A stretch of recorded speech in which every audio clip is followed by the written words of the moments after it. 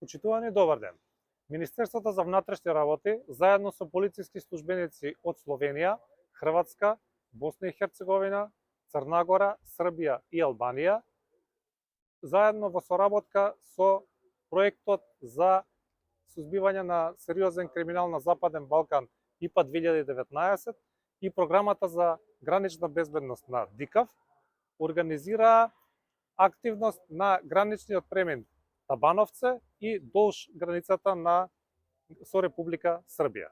При овие активности од македонски државјанин запленети се 1120 монети со археолошка вредност, од турски државјанин запленета е поголема сума на пари, исто така конфискувани се 3 украдени возила и спречени 2 обида за криумчарење на мигранти.